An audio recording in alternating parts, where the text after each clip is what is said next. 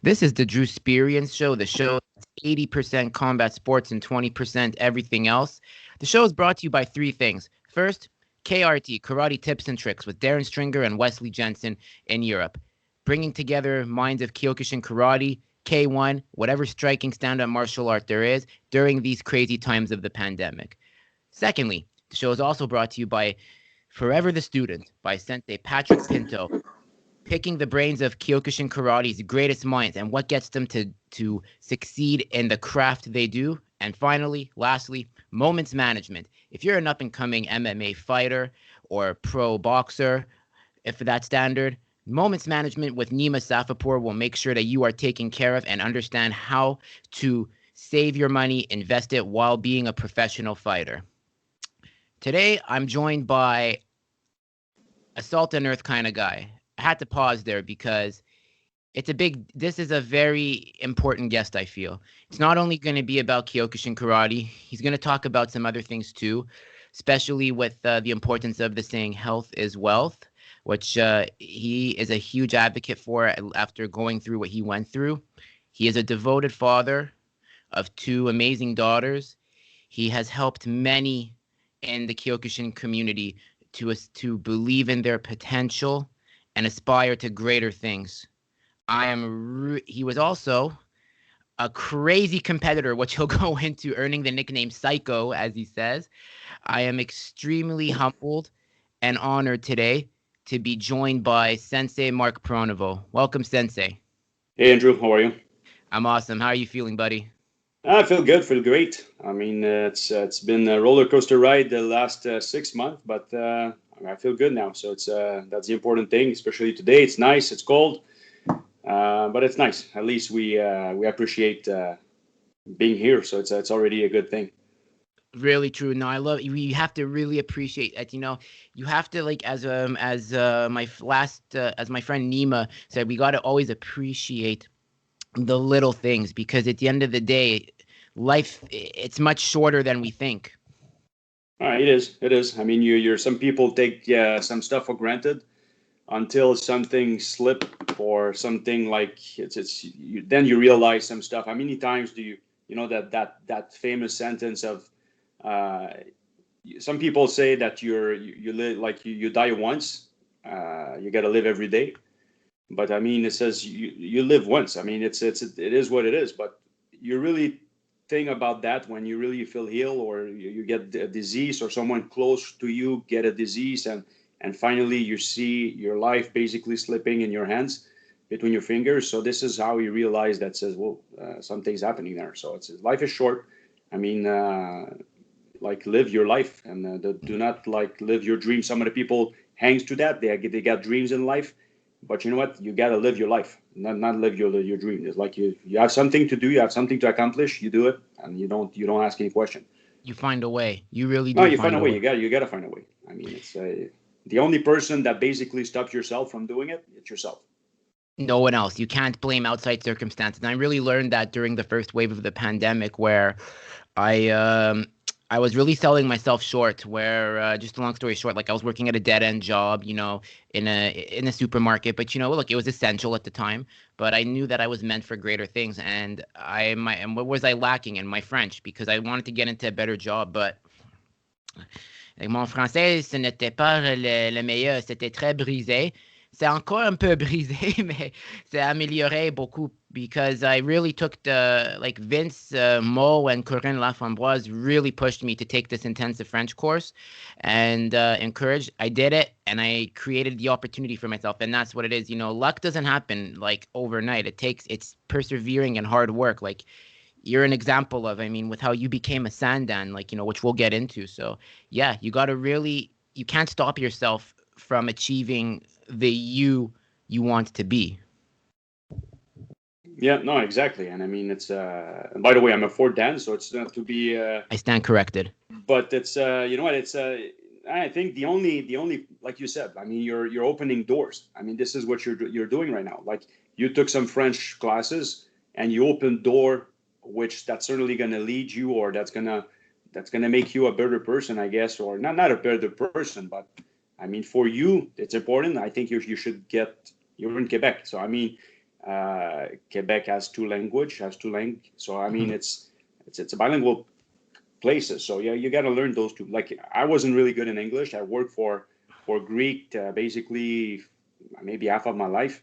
So I had no choice of learning English basically properly. Even if I was learning English in high school and I wasn't too programme enrichi there, like the supposedly advanced. But you know what? Now everything like Netflix and everything, you watch TV, you put it in English. That's what I've been doing with my girls, and they have crazy notes in English. So that is you have to get forced of doing like those things. I mean, I'm not gonna go into the politic view of it, but basically, I think important like English is as important as French in Quebec, and it's not because like it's nice to have two languages here. We're basically I think we're like you go in the States, it's basically Spanish and English. But if you go like you North USA or something like that, they all speak English. Like that's it.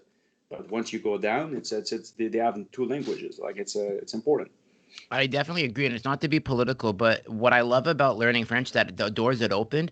And there's one thing I like to joke about this. I always say the joke. I rather learn French with a Quebecois than a France French because the Quebecois will always appreciate the effort and always encourage you and encourage you and encourage you, and they don't mind the anglicisms most of the time. But the France French, No, it's no. not to say a majority. Like, they're like non non non non non non, c'est français, c'est dans la poubelle. Vous dites ça comme ça. And I remember when I had my lessons, I had a Quebecois teacher. And then I had French teacher on one day. Mark, take a guess. Which teacher do you think I preferred working with?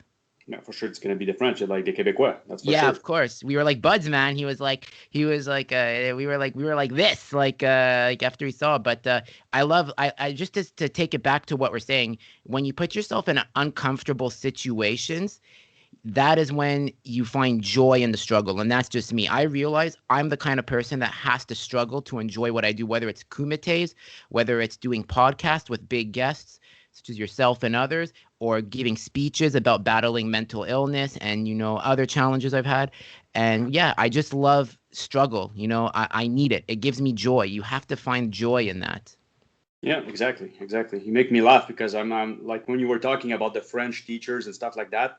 I remember one day I went to I think it was Punta Cana or something like that, and there were some French people out there from France. We used to talk to them and everything. Take a drink, take or two to like you start talking. And me, I got like the tendencies of talking very fast. When I'm a French guy, I speak really fast. And the girl from France told me, says, speak in English. I'm going to hear you well, better than if you speak in French. Your French sucked ass. Like I can't really understand anything from it. I got so upset. I got no, like, are you for real? Like to that point. But I think she was coming from Marseille or something like that. So they had the kind of like an accent even more. Oh, fuck, man. So it says, you know what? From there, I'm not that I don't like the French people from France, but they're so fucking like they have that they're stubborn, like kind of not stubborn, but they're sont fraîchis un peu, So Yeah. they really like they on top of the game. They anyway. So it's for me, I'm not a person. They're not person that I really like to talk with. So I know what you mean. No, like there was like not all of them, but I was in the airport. Okay, I was at Charles de Gaulle Airport one time because I had to make a stopover to get to Israel when I was seeing some family. So I'm in Trudeau. If you speak franglais, they're gonna help you. Okay, so I'm in Charles de Gaulle. I'm like, hi. I'm like, I'd like to get a coffee, please. Oh, je n'ai pas compris. I'm like, what the? I'm like, and by the way, we can swear on the show here. I'm like, what the? okay, I'm like, what the fuck are you talking about? I'm like, you got Fox News on in English here. I want a coffee. I'm like, je veux un café. Ah, tu veux un café? Oh, ton français, c'est très bon. Ah, où tu habitais? J'habitais en Canada. Oh, quelle province? Quebec. And then she just walks away. And I'm like, you know what? I'm like, fuck you. I made an effort in the two languages. So that shows me I'm open-minded and you're not. So yeah, no, moral of the yeah, story is Quebecois. I'd rather speak with Quebecois and French or English than France French. Not say all of them are bad, but I love Quebec. I love Quebecois culture lately. Since I became more fluent in French, it's like I want to be. Sometimes I want to be like I want to blend in more, but my accent doesn't do that. So it's gonna come. yeah, exactly. You're doing good. You're doing good. At least we can understand yourself. So that's already good. Exactly. So, aside from language, because the show's about martial arts and, about like what we're going to talk about, tell me, how did you get started in Kyokushin karate and why karate when you could have chosen, say, like boxing, taekwondo, judo, jujitsu? I mean, yeah, let's hear how Marc Pronovost chose Look, Kyokushin. I've been surrounded with boys basically all my childhood. So I got like two older cousins, and I got an older brother. So for me, wrestling or doing judo or whatever, just for fun, I'm used to be a great fan of wrestling, like the WWE. So I loved it. Like for me, like we were down, like we were in the basement and like that. We always fighting. So for me, like I was basically, it was not natural to get into fights. Charlie horse when I was a kid. You know, like I hate, like I always, first of all, I was the smaller, youngest, so I got a lot of beating when I was a kid, but beating in a sense of like for fun, wasn't really. I never got into a real fight and really never came back home with a black eye, something like that.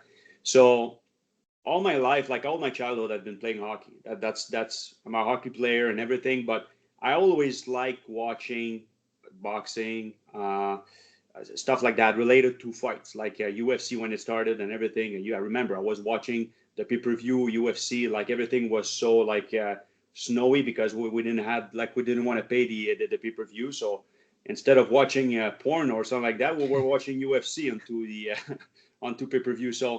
Um, so that was it for me. So you know what, when I be like, it was like 21, 22, something like that, 21 years old, 22, this is where I really wanted to make a change. I was done of playing hockey, my knees were bad.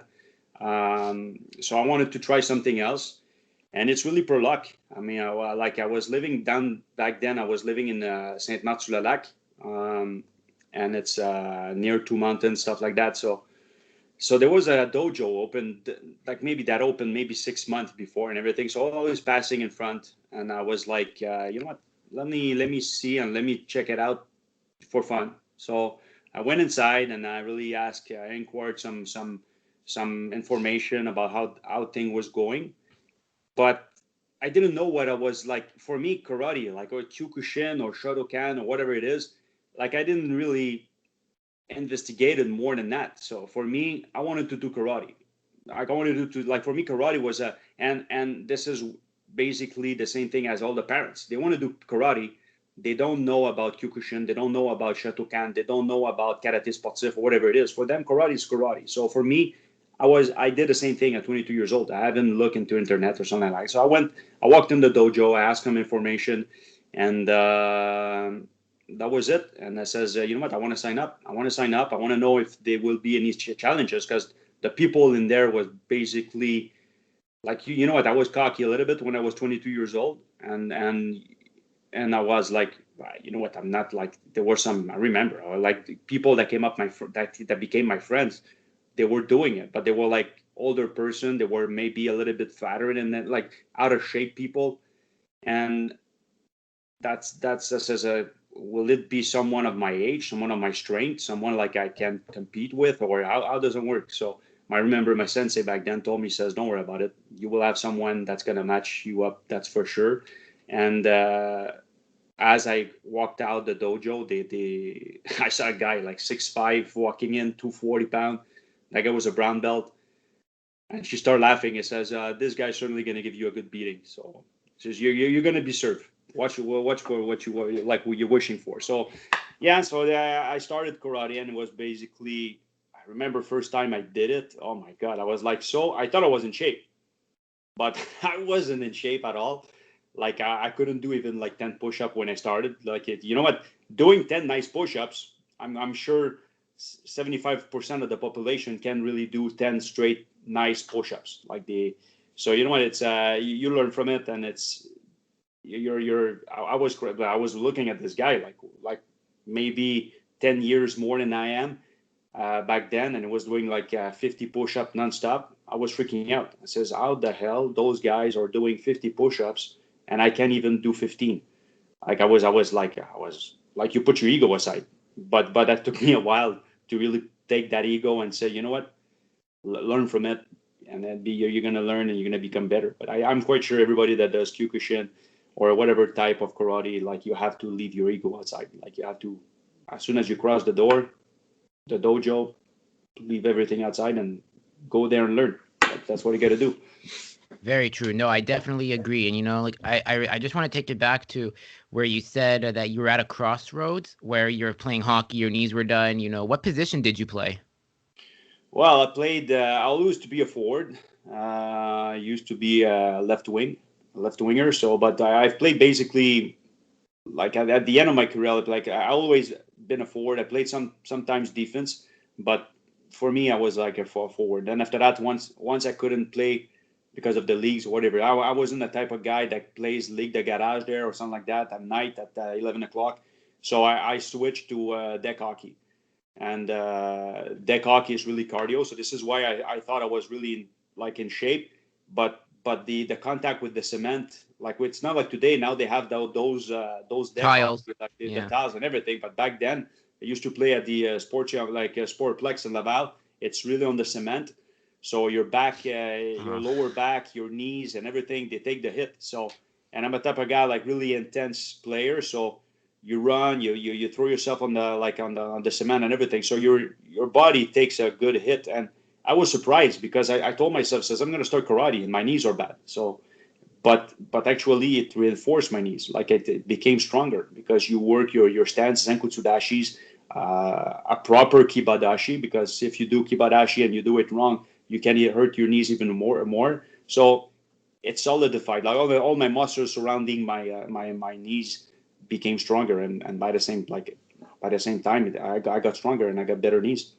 Awesome. Yeah, I used to play deck hockey too, as we were talking off the record. Never played ice because I was terrible. So yeah, but deck hockey, I was a stay-at-home defenseman. Like I never scored much points. Like I'd score maybe 6, 7 points a season in a 12-game season. So I wasn't like an offensive guy, but I was like kind of like an enforcer too, because like we had some star players.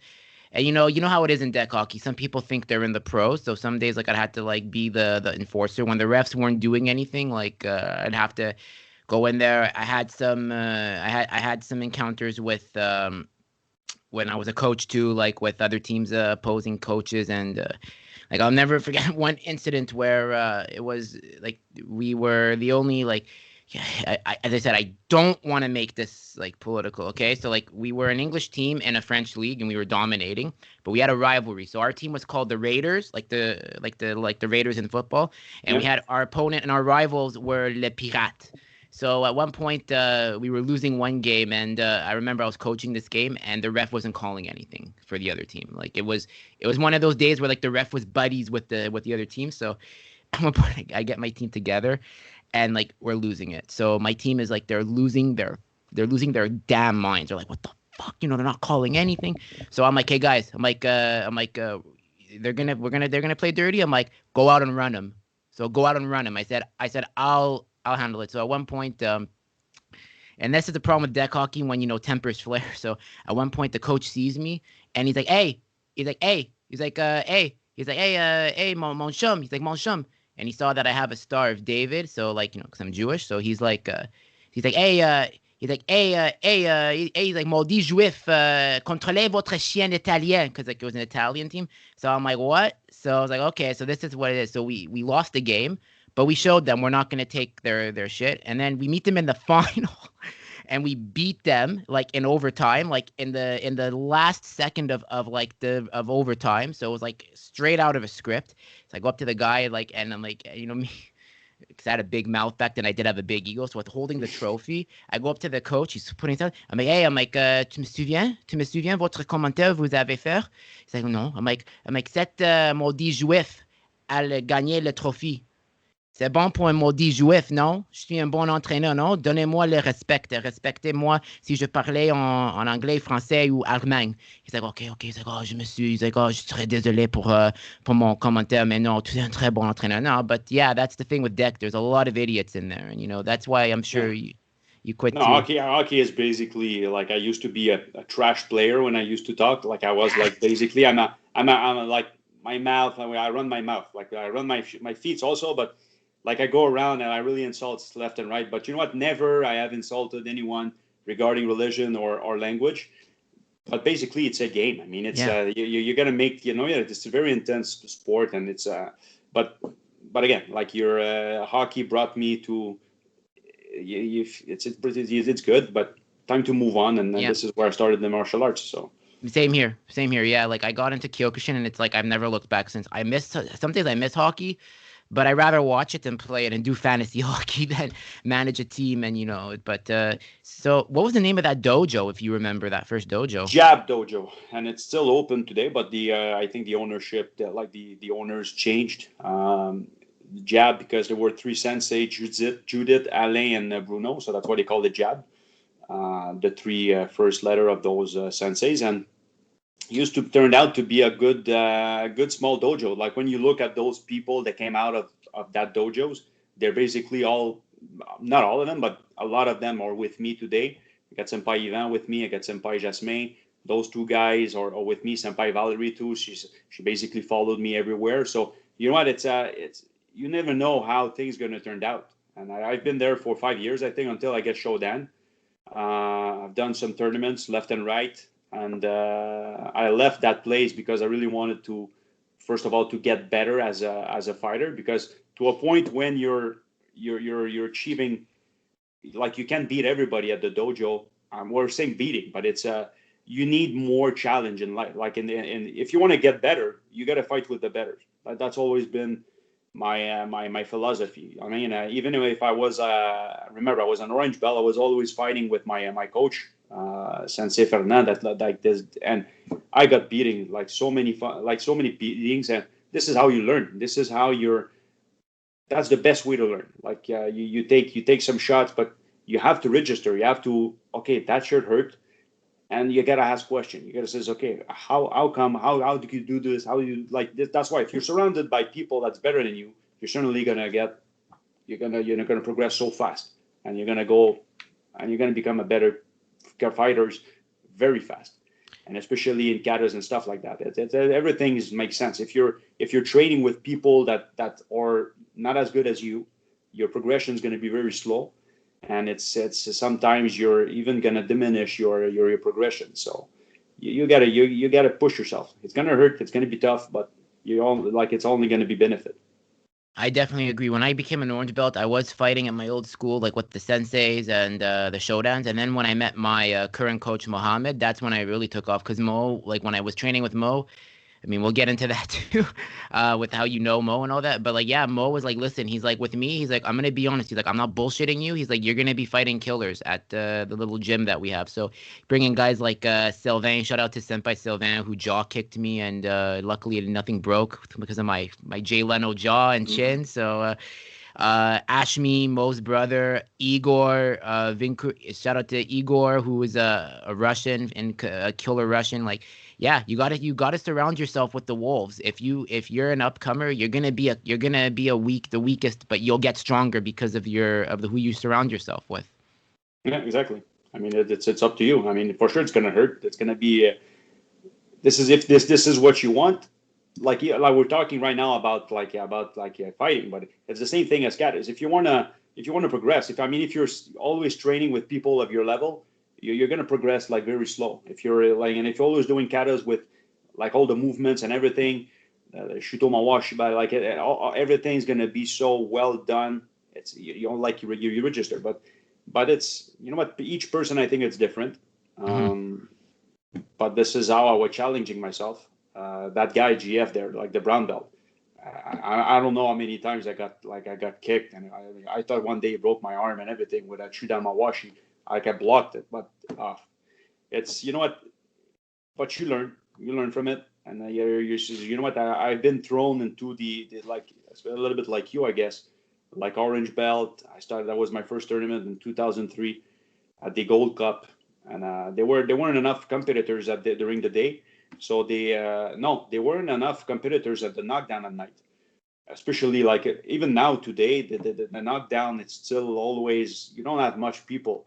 So even in 2003, there were much people. There were I remember Sandro Ferrante was there, Michael Zimmerman, Yannick Galipo. They used to be the people you look at, and those people were fighting at night, but because there weren't enough people, they took all the finals and semifinals from the semi contact, and they put it on Untitled. So everybody had the equipments, and I was an orange belt first tournament, and I go at night with all the music and like the lights. Like I was freaking out. Like I and you don't know who you're gonna face with, because you were like onto the other local, and everybody was stretching out, and you don't know who you're gonna fight. I mean, you don't know who's semi, you don't know who's doing knockdown. So I was panicking. I was like, oh my God, I'm gonna get killed. I says, look at this guy. And I don't know for you, but when you look someone, you always think this guy is bigger than you, or he looks always stronger than you. You know, I was fighting middleweight. I was 178 back then. I was really like a heavy middleweight. But I was looking at everybody, and I says, "Oh, this guy's for sure is an heavyweight." And I used to fight him in the like you always scare, you doubt yourself, especially when you're an orange belt.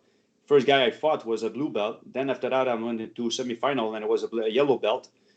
And I bought like I was an orange belt, says I'm gonna get my. You know what? It's mental basically, and it turned out like I got first place in that tournament, but it wasn't really nice fighting. Like I was like basically doing, I don't know what I was doing, but the only thing I had in mind back then when my sensei told me, says, you know what, hit him. It's 2-minute fights. Don't give him a chance to hit you, and basically things gonna go well. And that's exactly what I did. I think I punched him for 2 minutes nonstop. I don't remember throwing a kicks in the first match, but you know what? But you learn. You don't know what to do. I mean, I'm quite sure you remember your first fight, and it's basically awful. And the turnout came up good, but you know what? It's an experience. It's good.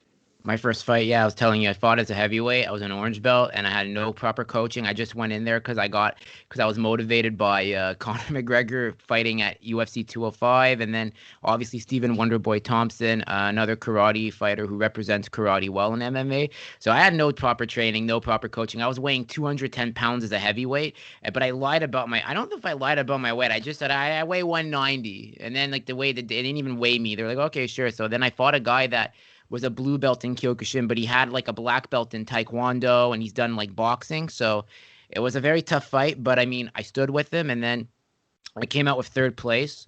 And yeah, wasn't really memorable. But after that, I said I'm never fighting at heavyweight again. I said I'm gonna go down to middleweight or like welterweight if there is a division. So yeah, that was my first tournament. But it's crazy that those names you mentioned. You mentioned shout out to Sandro Ferrante, who's a huge contributor, who's an awesome coach in person, and Michael Zimmerman. So I can't believe you were with those guys and Yannick Gallipo.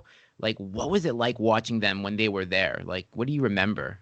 Well, look, Mike Zimmerman. Like I've seen him a few times. Like I think it was at the end of his career. So when I started, I'm quite sure. But you know what? Those guys, they fight a little bit everywhere. So the only place I used to see them was basically at the Gold Cup, because I wasn't doing a lot of tournaments first of all. So, and I was an orange belt also. So I mean, and I'm not saying he was fighting that day, but I remember Michael Zimmerman fighting. He was like a great fighter, very technician, like a very technician fighter.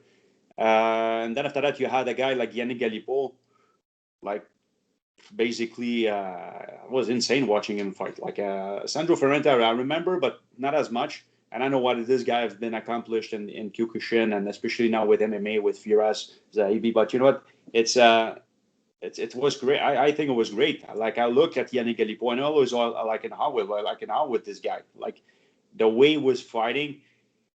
Even him, when they came to me and told me, says I look at you and you're gonna be a good fighter. I was a brown belt, and I was supposed to like I was hoping one day I could go face toe to toe with Yannick Galipo, but it turned out like when I really got into knockdown, I really want to do knockdown. I think it turned out MMA.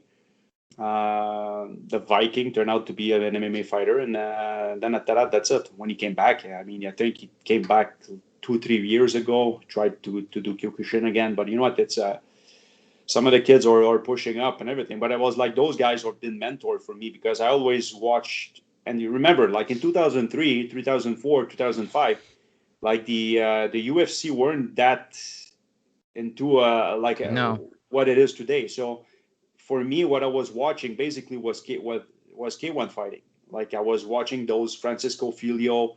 I was Ernesto watching Hoost. Ernesto Hoost, Andy Hug, and everything. Even if Andy Hug did some Kyokushin, but those were basically the mentors. And I took some shots from. This is how I was learning. I was watching those fights, and it says, I'm gonna try that move. And I always like during classes, I was trying some stuff and everything. And this is how I've learned a lot from. I think I'm the type of guy that learns, and he says I'm watching and I'm learning at the same time. So that's how you become, I think, a good sensei or a good coach, whatever it is. So it's because as per experience of knockdown, I haven't done enough. I haven't done a lot, but you know what? I've been watching a lot. And as you watch, you learn a lot too. So and I wish I would have done more Kyokushin, but you know what? Like first of all, I started karate a little bit on the late, like compared to a guy like that start doing it when he's a kid or something like that, and he never quits. But you know what? At 22 years old, I mean, you learn something different. You're a man, and you know exactly what you want. And that Kyokushin was exactly what I wanted. And this is how I progressed it, I think, fast enough. Um, and I've learned a lot watching. So, and then after that, you try some stuff and you learn out of it. And people that does tournaments, so you learn too. But it doesn't mean that because you've done some 20 fights and knockdown and everything that you're a best coach or better. Like each and every person is different. So that's why I consider myself a normal karate practitioner. I think I'm good in every aspect of it without being very, very, very good. But it's everything that makes you a better sensei or better coach or better person. It's the way you share it. I'm a passionate guy, so already there when you talk about it, people wants to believe it. So that it's the same thing as if you coach someone. You have to make your fighter believes that he's the best person or the best fighter or whatever it is. You have to make him confident about it. So Exactly. No, very true. And first of all, so two things there. First of all, I love when you said the UFC wasn't big. I really, I think you're a connoisseur of martial arts because yes, you are right. Because back then in 2003, right before The Ultimate Fighter, the show, there wasn't the UFC was still kind of trying to break that niche sport where the the faces were Tito Ortiz and Chuck Liddell, but Tito was kind of out because of contract disputes, so they were trying to build it around Chuck Liddell. So you said your mentors were also, this is where the second part of this, you said your mentors were guys like, say, Andy Hug, Fijo, Feitosa. I mean, I could have named the whole names of K1. I'm like a guy that has the hockey cards of all the players and when this happened, when that yeah. happened. But um, when you watch a guy like Chuck Liddell, who was like a psycho when he fought, is this where you think you got your nickname from? No, not Because really, not really. Now, first of all, I wasn't a great fan of Chuck Liddell. For me, like that guy didn't really impress me. The way he was fighting, but that's my personal opinion. It mhm, was really good, but you know what? When you look yourself, and now I never compare myself to a guy from the MMA or some stuff like that. Like I used to watch them, and the only time I really got into MMA, and maybe I'm a follower, whatever it is, but it's when GSP really made, mhm. like as soon as GSP turned into MMA, this is how I really got into it. Like I like Matthews and all those guys. You progress as GSP was climbing the ladder. You're basically knowing a lot of people, and you get into it a little bit more. So that first of all, a guy like Tito Ortiz, like there is two way of like figuring out the MMA. Like for me, when it was Tito Ortiz and Ken Shamrock, even Frank Shamrock, all those guys, they hate each other. Like that was more like a kind of a war of bullshitting people and screaming at each other. I don't like you. I'm gonna kill you. I'm gonna. That for me, it has to be respect. Like Yeah. it's when you do MMA or Kyokushin or judo, you have to respect the other. And I don't think that though in those years, respect was really the type of what you really wanted. Like you had a guy like Chuck Liddell that you look at this guy, he looks a mental. Like that guy now is like how many shots did he got into a head? Like he can't really speak. He has a hard time speaking and everything. So now those days, I mean, I think it's more a clean sport. First of all, you had guys like Conor McGregor, but you know what? Those guys are now you saw like those guys basically they're bullying people. Like they wanna like bad mouthing them and everything. This is how they get good. This is how McGregor became so popular. Yeah, he's good, but what made him what he is today? He has he always been like the first round knockout and everything. He called the shot.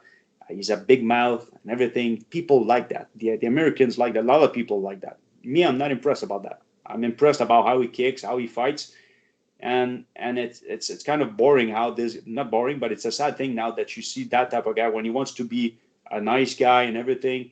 He got his ass kicked again to Dustin Poirier, and now says, you know what, no more nice guy. So you know what it says, I'm gonna get back to where I was before.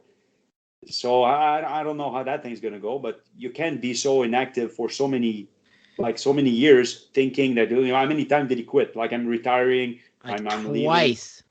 So I mean, you can do that. Those guys, Dustin Poirier, if you fought I don't know, 3 times last year and everything, he got better, he destroyed, he won some nice matches and everything. So you can't expect stopping for a year and a half and come back and beat those guys. I mean, it's the same thing in Kyokushin. I mean, if you stop training, I'm quite sure McGregor was still training and everything, but having that the competition and doing the tournaments keeps you on the edge. Like, you have the advantage of, as much as you do, you get better. This is how you do it. So Exactly. Like, I'm like, look, I love McGregor. I love the trash talking to a certain degree too, because it's like a show business.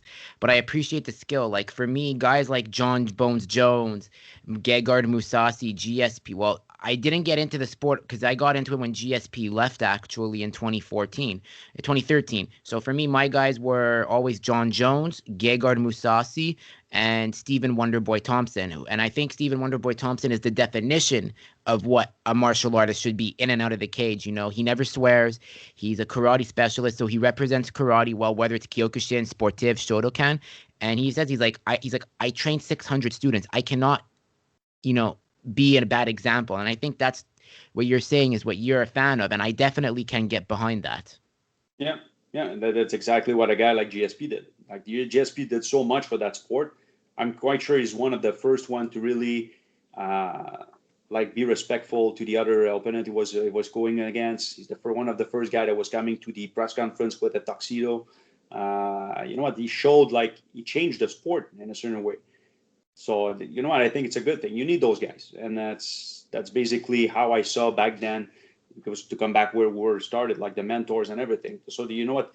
You really learn, and you see, you look at one guy, and especially when you're an orange belt, you says, you know what? One day I want to become this guy. I want to fight like this guy. You first of all, this is how you really identify yourself. This is what type of fighter you want to be. You want to be a puncher, you want to be a kicker, you want to be a technician. You have to work with your force, your power, and your good shots, and you have to identify them quick. So me, I was a good puncher. And it says, you know what?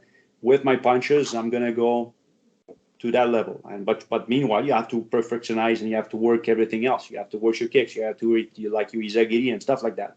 But I knew I wasn't really flexible. Flexible when they made me, when God created me, forget that aspect. Like, for me, flexibility is, even if I want to work it out, I want to do as much as I think I'm going to break in two. So for sure, if you really want to focus on that, you're going to do it. But for me, I don't think, and it never will. And I'm quite sure you're going to ask this question to all my students. They're basically going to tell you the same thing. Like, I always teach them, says, when you want to bring a tree down, you start from the bottom. So for me, Kyokushin, and you look at those fights and everything, the Kiden Mawashis, the inside kicks, the outside, this is how it hurts. This is where it works. It works. You're going to bring a guy down. And you, especially you, know that. You fought one of the students I had, Mathieu Guano, and this guy basically, oh my God. And this guy basically, you chop the tree down. So that's exactly how I teach. You brought the Peter Aerts method to him. So, I mean, that was like the lumberjack. I mean, and I do apologize for interrupting there. When you mention his name, I always say it jokingly. It's like a shell shock. It's like, oh, I have to remember those. I'm just kidding, Mathieu Guino. I love you. You're an awesome human being. So I want to give a shout out to Mathieu. You made me a better martial artist. Same with Vince Michaud. And you, Marc, your students that you taught, they made me a better practitioner. I just want you to know that when people think, do you have a rivalry? I'm like, I don't have any rivalry. I really respect what my opponents have taught me. I really learned from that fight how to check leg kicks. So, kudos to you guys, man. Shit, yeah, you lumberjack, man. Mathieu, if you ever want to run it back though, like if you ever want to run it back, um, listen, man, I'm open. I'm ready to compete again. Since I have a better job now with benefits to cover the damage. But I don't say that disrespectfully. Like I would love to like one day just even train with him because he's a stand-up guy. And not many people know this. He's a firefighter actually. So that's why I respect him. He's also a father like you, and just an overall great guy. Like the Shinka guys that you taught, like you really taught them well, Mark. You didn't just teach them how to be good fighters, but it's the values you taught them to how to be in and out of the tatami. Look, you always try to do your best. I mean, like we're talking about me, but the way I surrounded myself with the team I have today, like I have a chance to when we took that dojo, like I was 29 years old. So I mean, 29 years old, like basically managing a dojo because I wasn't the owner back then, and then it was like things change in the process. But you're falling with a dojo with I think maybe 175, 200 students. You're 29 years old, and what maturity. Like I've done so many mistakes that today I'm looking at as what you learn from your mistakes. But then after that, you have to surround yourself. This is how you can't do it alone. You have to surround yourself with people and people that you trust. I had a chance to have Xian Paul with me. This guy is so great. It's been into basically he was one of the teacher of Vince when he was he had his own dojo in La Plaine. So what? It's I had the chance to have this guy with me. I mean, when you have a guy like Xian Paul, like basically helping you, that guy is so much a soldier. Like he was there all the time. For sure, we weren't in the same spot, like on two terms of life. This guy was a certain age. His kid was basically grown up kids and everything. So I started the 29. Like the kids were like, I think they were 4 and 6 maybe. So it's not the same thing. I mean, you're trying to be as much like dedicated to what you're doing, but it's hard. I mean, you can't be there 4, 5, 6 times a week and being there too on the weekend and everything. So you got to you have to be basically everywhere the same spot, and you surround yourself with good people where you trust them and everything. Says, look, I can make it today. Can you help me out, teach and everything? And then after that, some of the people joined the dojo. I got Senpai Valerie, like when I was telling you that she always followed me wherever I started, and then she's an amazing person. And then after that, Senpai just make him over. You got Sensei Pierre that can and all my friends, basically friends that you do as you're a karateka and everything. This is why you gotta be friendly and you gotta be respectful to each and every person. And those people usually they surround you. And then today we're a good team. We're a good family. For me, Shinka Dojo, it's this is what it is. I mean, it's a family. Now we got Sensei Joey, we got Dimitri, we got so many people. So it's great. I have a chance to have those players like those senpai, senseis, and Xian with me, and it helps me create that bond with everybody. So my force, my power, like it's really to talk to them. Like I was telling you, like you have to believe I'm a passionate. So when I start talking to a parents or to a kid and everything, and you see potential in them, you got to tell them. You have to. If you don't tell them, they won't know how good they are and everything. So this is how you have to make them feel they're special. And I always like doing that. It's fun. And then after that, and for me, like doing competitions and tournament is so important for a practitioner, for a karateka. Like I mean, it's like playing hockey. If you're playing hockey and you only do the practice, like I don't see the use of you got to play games. You have to. This is how the adrenaline kicks you in. Like it's either kata's tournament or fighting, like the kumite. When you do it, you become so better. I mean, because you're learning even in defeat or as you win. When you lose to someone and you got to be humble and you got to learn from that. I mean, he says, okay, this guy, this is what he done. Okay, I got to work this out.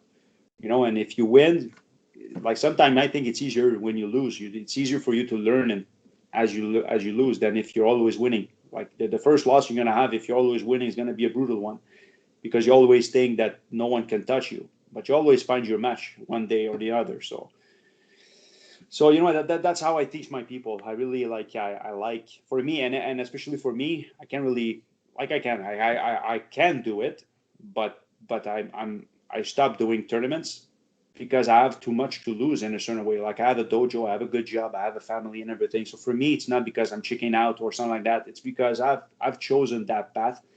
And for me, when there's a kid going in, even if 7, 10, 12, or 20 years old, or 25, when they're there and I'm coaching them, I'm fighting with them. I think I'm sweating the same way. My heartbeat is to the roof. Like the adrenaline kicks in, even if you're coaching. This is how you're like each time Vince was fighting, or I get Philip, or whatever the belt is, an orange belt, a yellow belt, or whatever it is. I was so stressful. I was shaking. So and each time they were getting hit or something like that, you feel that hit, and but this is how you learn from that too. I mean, you learn so much by coaching as you go in, and so that's how I think you become a better sensei, a better coach, and everything. So that Yeah. so yeah, this is how I've built my dojo. It's basically with trust and surround, like with passion. Basically, passion. It's really important. Yeah, Mo's the same way. Like he's more scared, he's more nervous about his students than himself fighting. It's crazy. Like even when I was fighting Mathieu, like it's like if you were there, like Mo was very like tense. No, I wouldn't say tense, but he's very quiet. And when Mo goes very quiet, that's when you know it's like, okay, he's either thinking of something really deep, like pondering, or he's nervous. And yeah, I mean, and to take it with family too.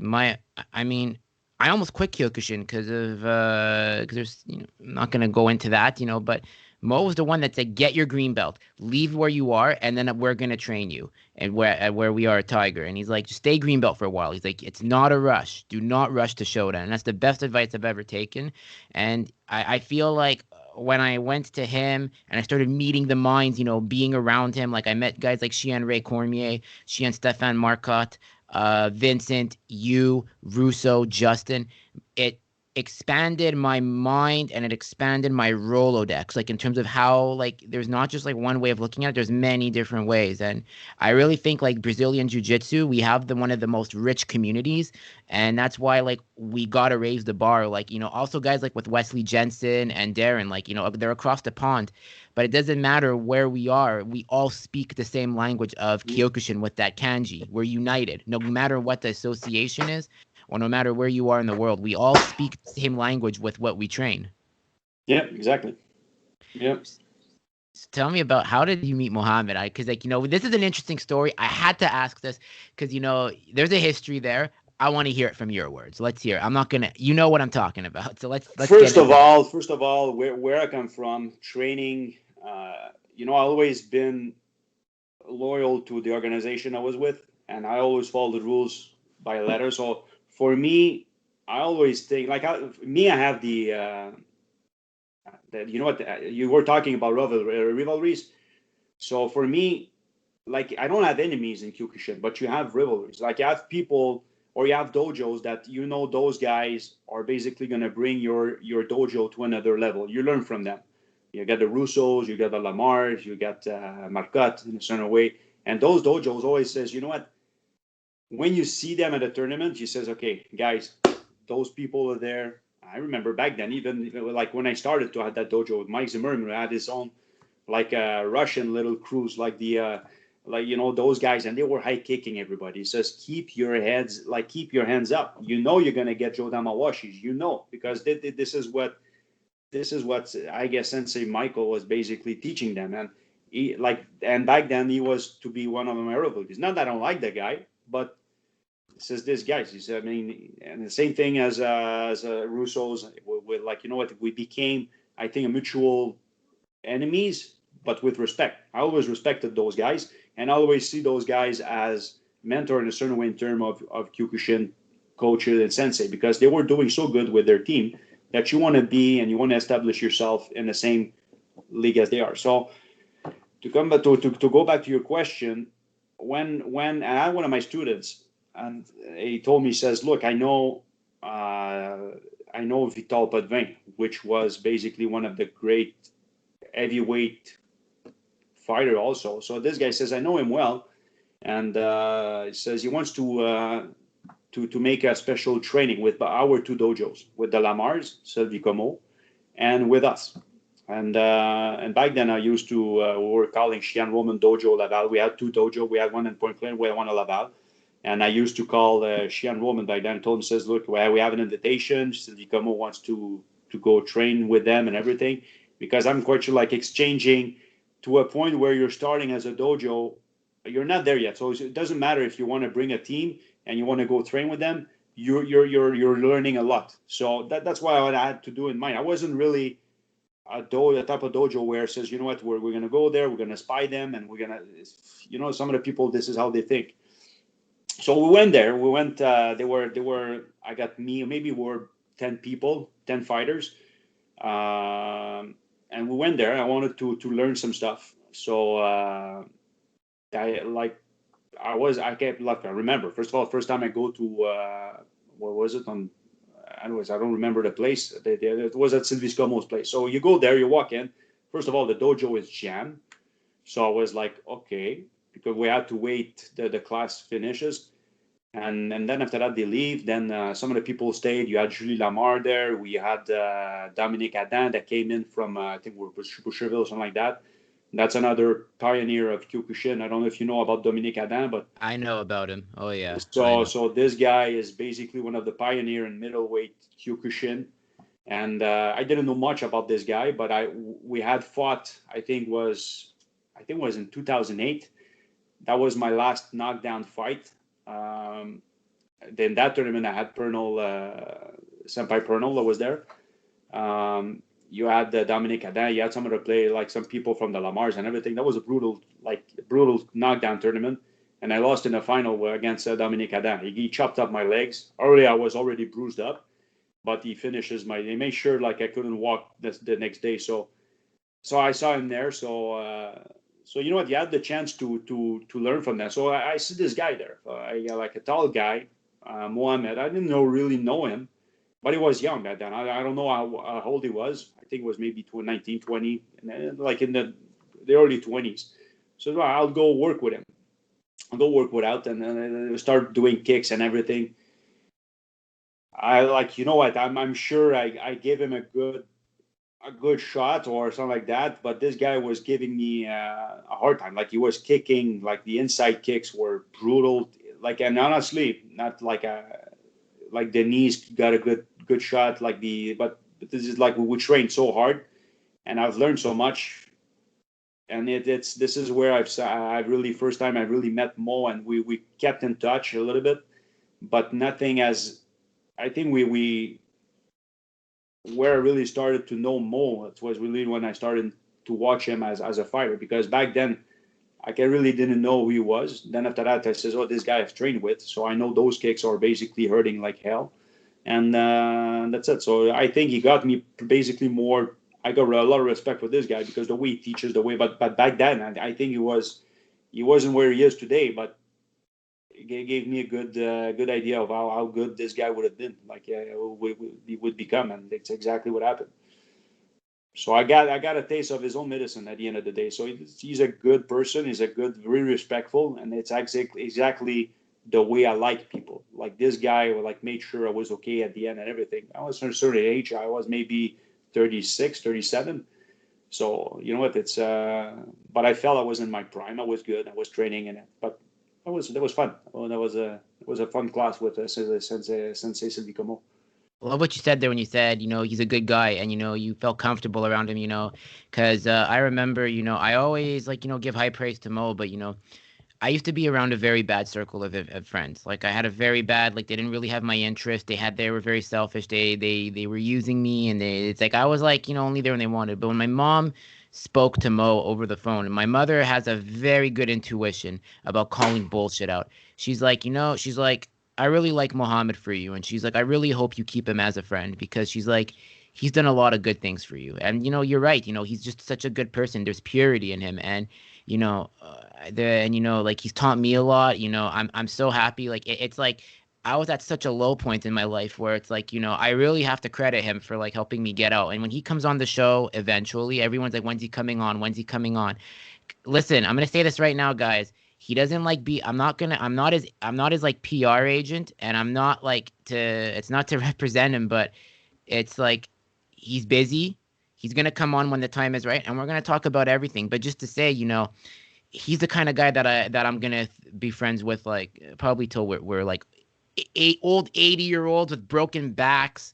Not him. He's gonna be like David Goggins, still calling me and being like, "Hey, fucking train at 80 years old, you lazy fuck." Like I'm telling you, we always just like swear at each other, but it's all in fun. But he's really been there for me, and him, Ashmi, that gang, they really are like my separate family in a way.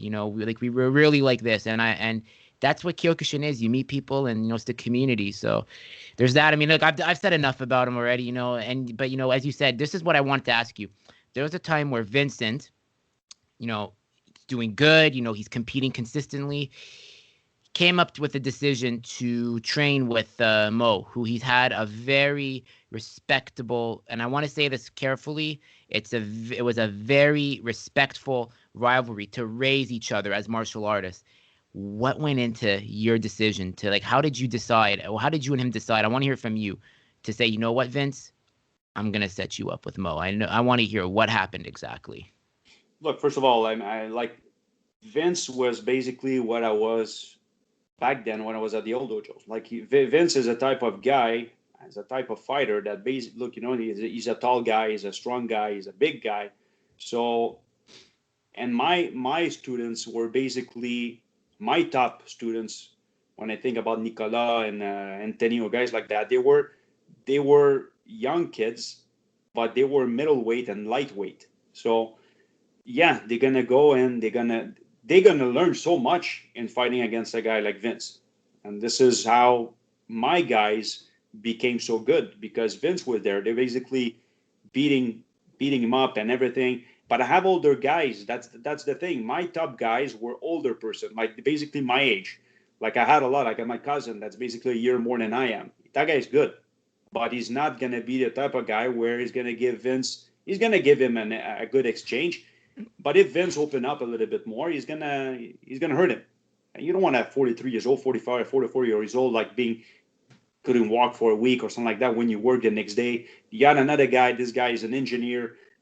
Same thing. Like he's really good. And then after that, yeah, like you know what?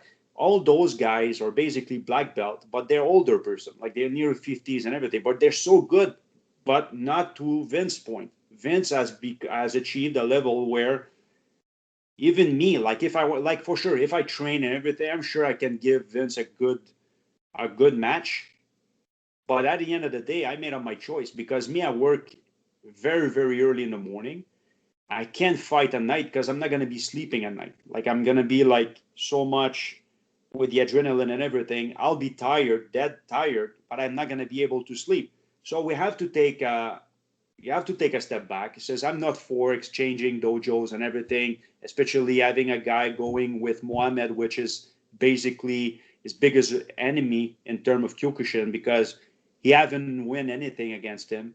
Vince always like he gave him good matches, but at the end of the day, Mohammed won all the matches against him. So he says, "Fuck you! You're gonna go there." And he told me, he says, "I want to go train with Mo." It says, "This guy is gonna bring me to another level." I wasn't for it before. Then after that, says, "You know what, Vince? I think you can't learn anything anymore. Like I'm gonna be there. I'm gonna be coaching you and everything, but you need to exchange. You need to fight with someone of your level. This is how you're gonna progress." And this is says, "I'm okay. I'll go because that's exactly what he sold his pitch to me. He told me the exact word I'm telling you right now. So he told me, he says, look, I want to progress. I can't tell him no. I've been in the same position as him. I mean, all the people at my old dojo was giving them a beating.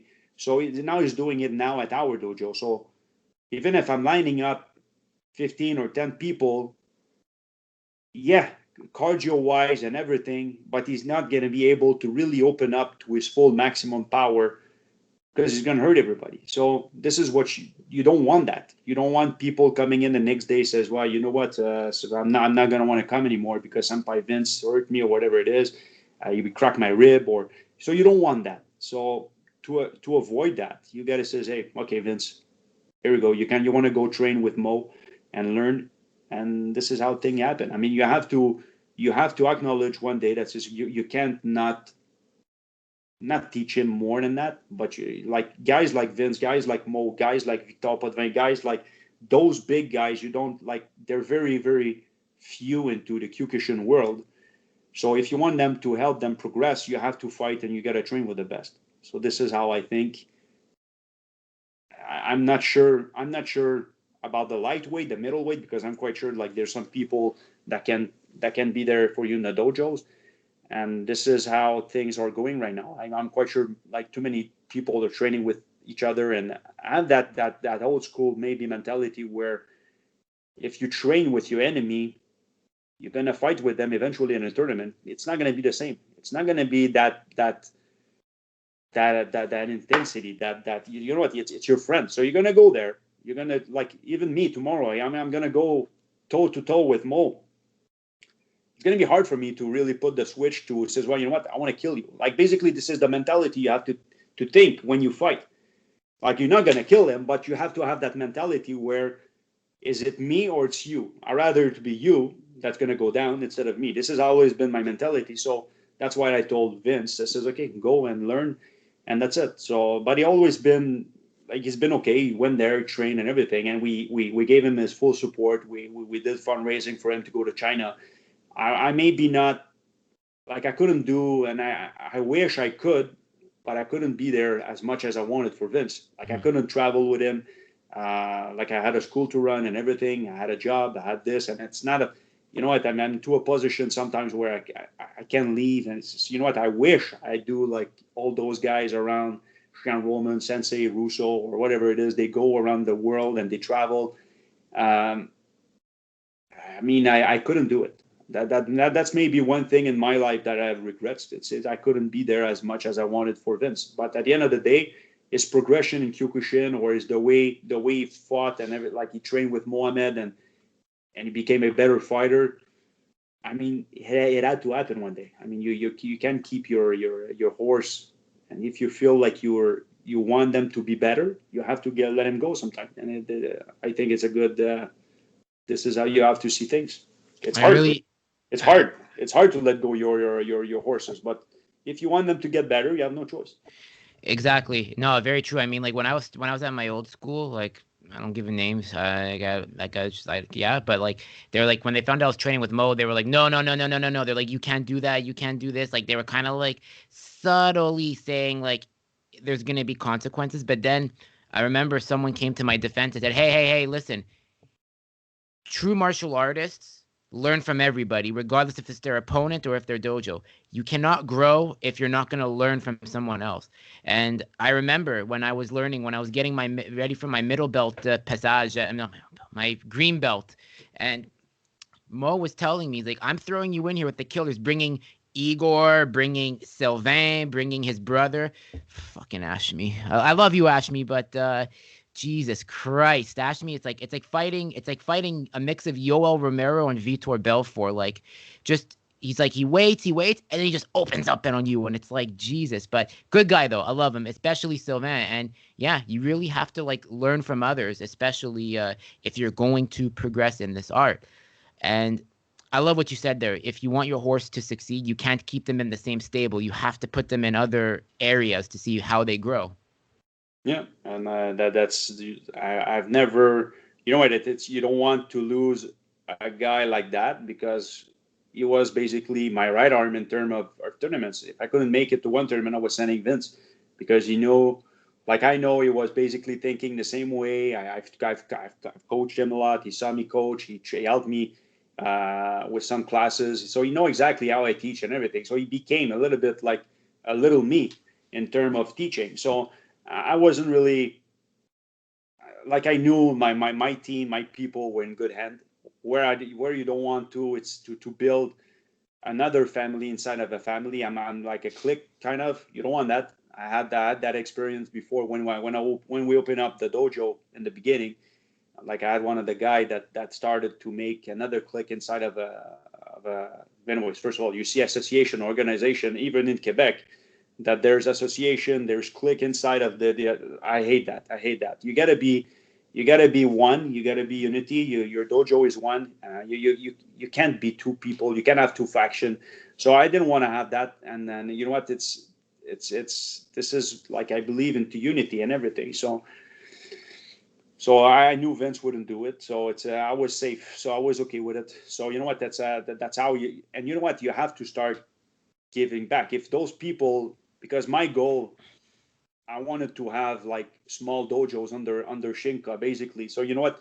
Having, for me, this is what Kyokushin is. It's like religion or whatever it is. So when you have good people and everything, you want to spread. You want to open up dojos and everything. This is what I always wanted to do. So I thought eventually Vince would be able to open up his own dojo one day, and I'm sure he will. But you have the other people that, you know what, sometimes you're becoming a black belt, you're a shodan, and some of the people are going to stay shodan, and it's okay to stay shodan. You got no problem with that. It's not because you're a shodan you're no good, but you have to get involved. You have to be, so to become a san dan idan, you have to show a little bit more. You got to start teaching. You have to help. You have to this is what Vince did, and this is how people are doing at my school. And then after that, if you want to be a sandan, you have to do a little bit more. And if you want to be a fourth dan, eventually you gotta have to have your own school. You have to. There's no way for me like to achieve those rank if you're not having a school. Like you have to have a school, and this is how you're gonna get bigger. You're gonna get stronger. So this is what I had in mind, and this is what I still have in mind. I want to open up small dojos left and right. It doesn't mean you have to be 150 students or 200 students. You can only like have 10, 20 people under you into a sound communautaire or whatever it is, or a gym. And at least you're a sensei. You're teaching people. This is how you're going to get better. This is how your sport's going to get better. Your discipline's going to get better. This is, I think, it's one of the problems that we had. I understand. So, now taking it away from karate, because I did want to make this episode about health awareness. I couldn't really formulate a good question to word this because it's such a very heavy topic. But please tell us what you've experienced and what the biggest battle of your life has been like to date. Well, look, we've talked about. I always wanted to do knockdown and thing, but you know what? Things in my life turned. Karate came up second on term of as far as alpha. Like when I was in my prime, I was like at 27, 28. I was going to Ukraine a little bit like what Senpai Vince did and everything. I was under Shan Women's tutelage back then, and he told me, he says, "Look, I want to bring you to the World Championship." I was a black belt. I was a shodan. I just joined Shan Women's schools in Pointe Claire, Sensei Joey Reda's dojo. So I was with them and everything. Started to do Kyokushin. I was training hard and everything, and I had a lump in my neck. Like I felt I have something in my neck. So I didn't know what it was. For me, it was a cyst, nothing more. I had signs, I guess, of a disease, but I always, like, when you're doing Kyokushin, you're hard on yourself. Like you're tired. Yes, okay, normal. I'm training like a beast. I'm doing this. You always have a defect. I don't know if you say that. You always have an excuse. So turned out that lump used to be a lymph node that was 6 times bigger than an original one. So I had something. What it was, I didn't know, but it was either Hodgkin disease. From what my family doctor told me, says it was either Hodgkin disease, HIV, hepatitis. So I had something. So I had some blood test and everything, and I got diagnosed with testicular cancer. Basically, bad enough. It was a stage 4, but like, I mean, there's so many, like you're 28 years old, and things are going, first of all, fast enough. When you learn the news, you says, okay, you're having a cancer. But basically they're telling you, says, you know what, if you have a cancer, to have, I think it's that's the one to get, because 98% of the population basically like cure this cancer. It's a curable cancer. If you have to have a cancer, it is testicular cancer for men. So I said, okay. So I had this as another battle. So at 28 years old, I'm single, I have a house, I'm basically thinking I'm gonna die tomorrow. So I go through chemo. I had 9 weeks of chemo to do, and turned out the chemo did its job. So I basically, like, I beat cancer for the first time in 2008, and then after that things change. I became like a father. Like, I met my wife, and then after that, you know what? It's things changed for me for the best. Then after that, I opened up a school. Things were good. Blah blah blah blah blah blah. Until, like, we had the first problem we had was that COVID in March. So having to deal with COVID in March, like, you're, first of all, you're not training as much. Like in the beginning, like, people are, like, now they're basically on Zoom, they're basically doing their stuff, they're training at home, they're doing, you find a way to become normal again. But in March, nobody really knew what to expect about that virus. So I was kind of, I was kind of drinking every day, nothing to get drunk every day, but you take a gin every night, you watch Netflix, you have kind of small break and this, but I wasn't really feeling good. Nothing to be really, really sick, but I wasn't feeling good. And I had no excuse.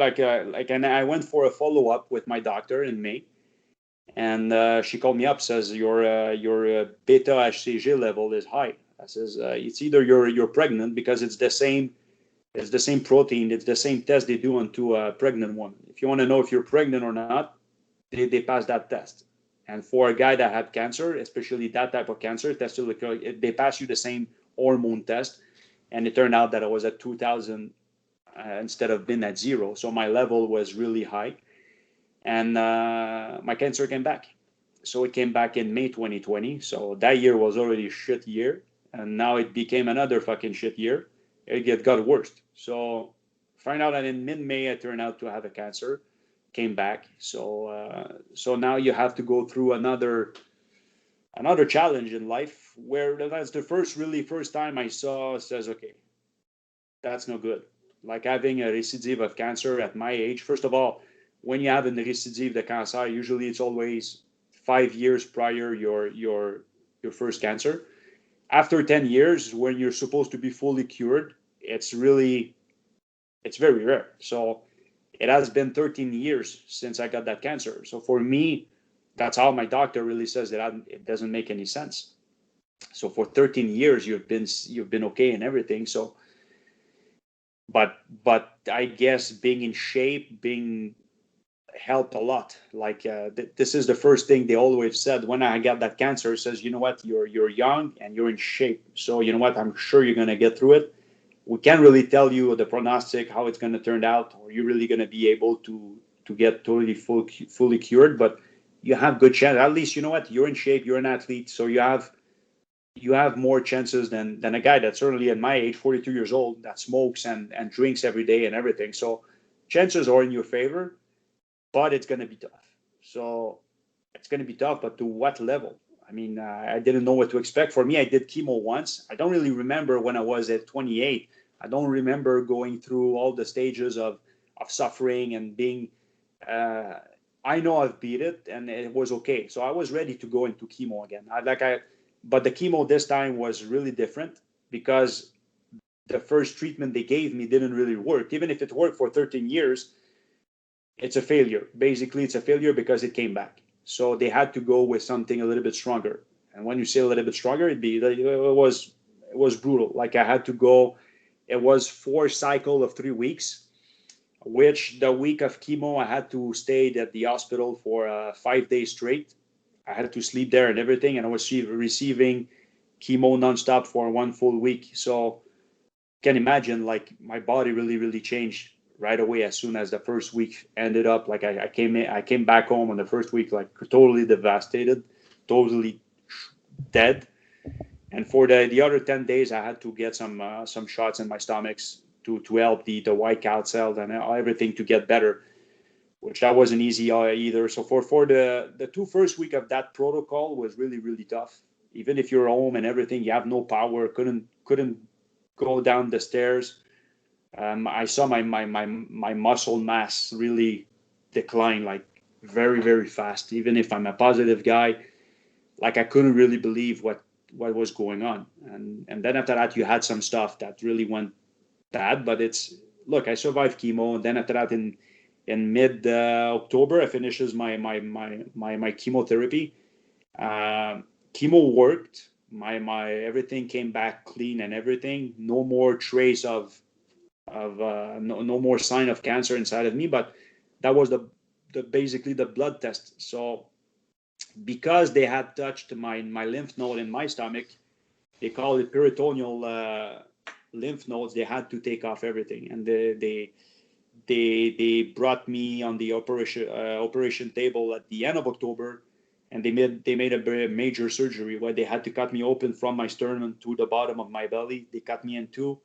They took off all my intestine and everything. They had to go in a 7 hour operation to remove all the lymph nodes I have that was touched by cancer, and they sent it to the pathologist and everything. Everything came back negative, so there were no more trace of cancer and everything.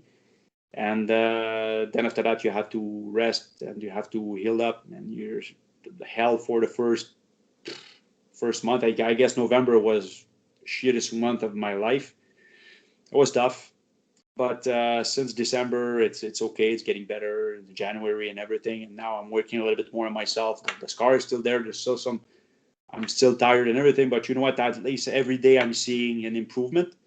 And the good news came in on Thursday that I'm in fully remission. So I'm into the remission. So it's the healing process now that for 10 years, another 10 years, I'm going to be into remission before really being totally healed, which I hope it's going to be the case. So that's my story of the other battle. So yeah, the knockdown part of Kyokushin is basically you fight every day. You fight when you do Kyokushin, you fight and you're having fun fighting. But that the Kyokushin brought me, like, I'm a warrior in a certain way. I'm a champion in terms of you know what, I've beat cancer now for 2 times. So hopefully that's going to be the last time. But Kyokushin brought me that to have that fighting spirit that I have. Like, never, first of all, never let your guard down and always be in shape.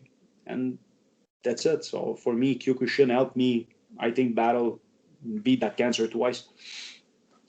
Yeah, it's really I really see a lot of what my dad went through, because like I lost him like 7 years ago, and it's like I'm trying to fight the tears back, because like what you just said, it's like I miss him, and it's like I really saw what he went through, and like what you're saying, it's like it's beautiful, and like I really hope people see this, and I really hope that you recover, because no one should ever go through this. And to your wife, I don't know what her name is, to Miss Pronovost, you're a real trooper, because it's tough, and to just go through that, and it's the biggest fight. It's not about, it's like the biggest trophy is just hearing that you heal, and that's why health is wealth, man. Just take care of yourself always, and if you have any, like, I'm telling this to everybody, like, 'cause you went through it, I went through it. It's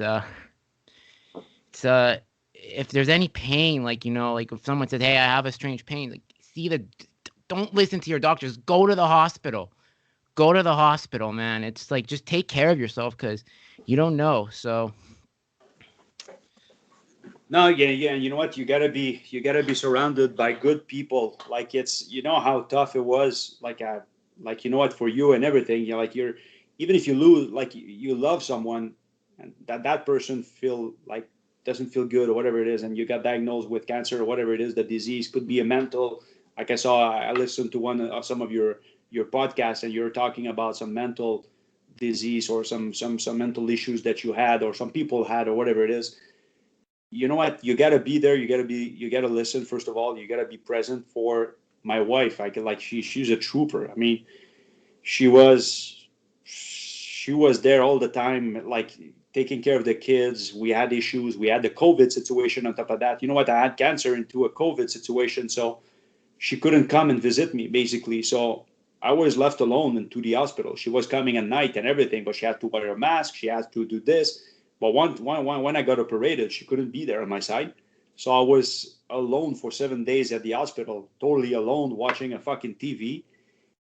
So even if I wasn't really ill properly, I came back home and I went back again to the emergency at night because I puked everywhere. Like I couldn't. But your mind plays tricks on you. You want to be with your family. You want to be with your loved one and everything. And and again with that family, the Kyokushin family, like the support I had from all my students, the parents, like everybody was writing me. They feel sorry for me and everything. You know what? And testimonials from those parents that basically you changed their life. So you know what? Now you're on the other side. You need help. You need messages. You're even if I wasn't really giving news, I step away to a point. I mean, you can't text back to everybody. You need to take a step back, and you need time for yourself to heal up and everything. Mentally, it's hard to really say the same thing over and over again. People says, "How do you feel?" Says, and you get frustrated. Says, "How the fuck do you think I am? Like I have no more hair. I'm suffering. I can't go to the toilet anymore because I'm constipated because of the chemo. And once it gets out, it burns like fucking hell." So you know what? This is stuff that you're stuck inside. Yeah, you really can say to everyone, you're hurting. You're hurting alone, but you have your family, you have your wife, you have your friends. I have my 5 top friends. They always inquire news and everything, and you get solid. You know what? This is how you really see who your friends is, who Yeah, your it's friends really are. true. Who cares a lot. And sometimes and honestly, some of the people cares for you, but at the same time you have to put a stop to this. You have to limit your circle. You can't be. Some of the people wanted to have some news from me and this and that, but I shut them down, not because I don't like them. It's because I can't talk to each and every person. So my close friend stayed my close friend. Like but they were there all the time. And some people pop out of the place and became friends that I didn't know. So you know what? Into disease or into sickness, or when things are not really good, you see some friendship coming out of that, and you get a better person, and this is how your circle gets bigger, and this is how you see. There's something like I'm opening up like a quote. I was at the hospital.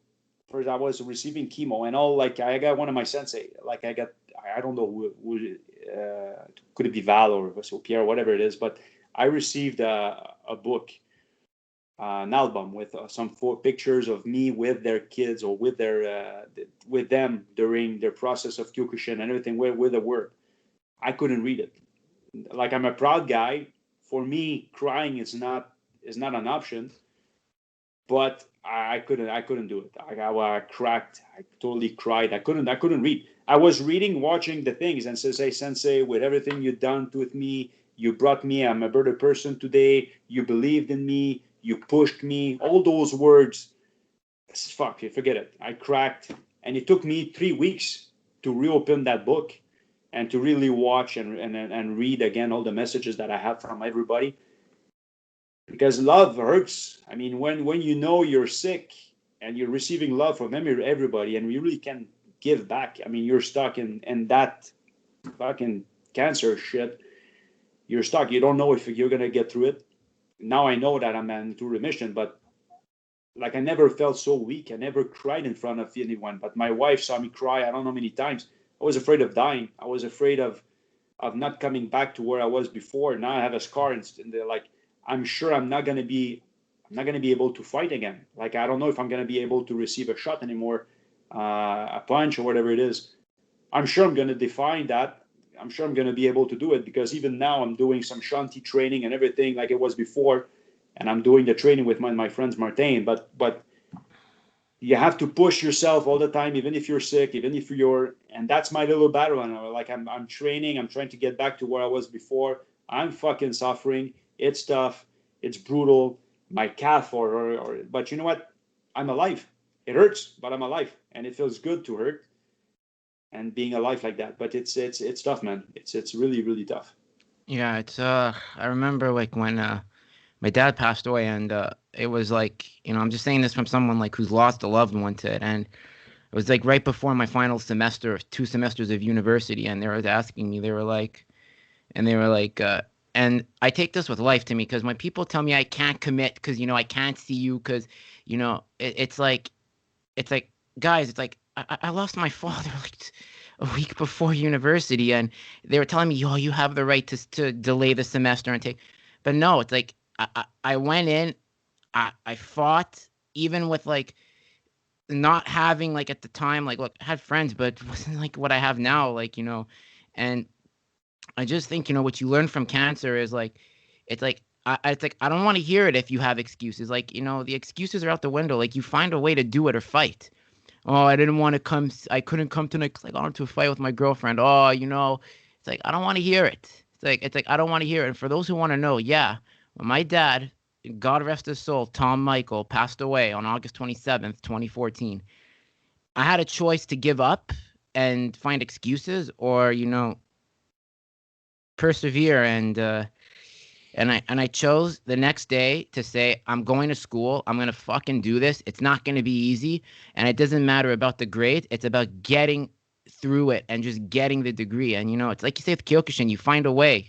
That's the thing, As mentioned, I don't want to make this moment about me, but I just see so much from you that I could take and I can relate to it because it's just, everybody's different, but it's like, it's hard, but you're gonna find joy in it. As you said, you find joy that you're alive. And even in that hard time, it was like I met so many crazy things happened. Like in that period of 2014 to 2015, it was like I look back at it like with the fond memories because it's like you just see how much people like are telling you, you're a fighter, and I really held my emotions in. Like I was really trying to make it look like I was okay always, but it's like that's why I talk about mental illness. Like I mean that culminated into like what happened, and it took Mohammed Chick to come into my life to say you got to get help for what's going on because Yeah. he's like I hate seeing you like this with what I was doing. And that's why cancer is the worst disease ever. And it's like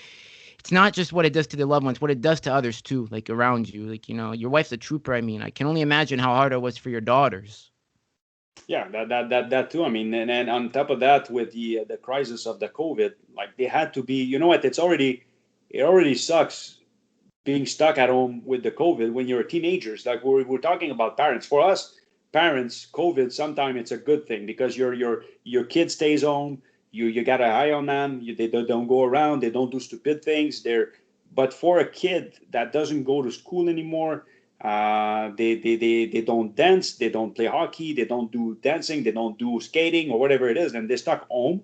They can't go shopping. They can't receive anyone at home, and especially for my daughters, it became a little bit more even tougher because I was so my immune system was so down, like it was totally zero. So I didn't want to cut COVID. That's for sure. If I catch COVID on top of that, like sign my death like fini. I would be dead already. But they were so good. They were like they understand like it's for a 15 years old and 17 years old girl, you want to go out, you want to go with your friends, you want to go with your boyfriend, you want to go shopping, you want to go to Carrefour Laval, you want to do things, you want to go to the restaurant, but you can do it. And on top of that, you cannot bring anyone at home because your dad or your stepdad or whatever it is has cancer. So it was tough for them, but they did it like champs, like really troopers. My wife was there. She was freaking out when, you know what, it's hard. Like being sick on those, like with that COVID, it's tough. And that fucking COVID, it's already a pain in the ass. And on top of that, when you have cancer, and on top of that, we have, it's just like, okay, enough. But at the end of the day, it's there's no time for you to be sick. So when I hear you talk, you have to grieve, you have to accept I didn't accept it in the beginning. Then after that, you have to accept you're sick. You have to accept that you're certainly going to need help.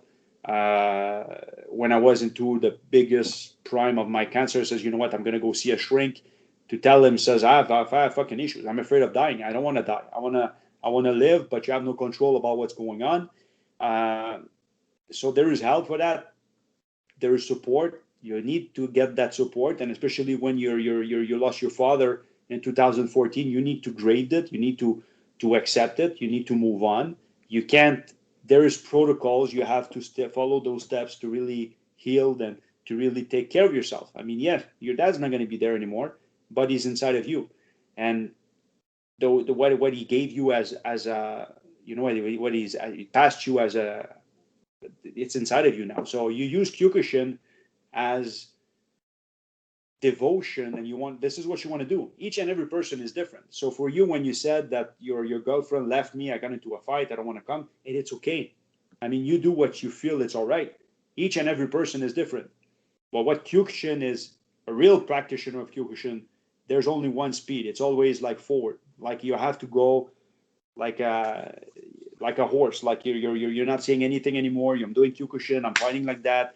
I'm training. It's hard, but it's going to become benefit at the end of it. Like a real Kyokushin practitioner is going to feel the difference. You know, when there's things like that, death, cancer, disease, or whatever it is, it's going to make you, it's going to make you better, and it's going to help you pass through those tough times.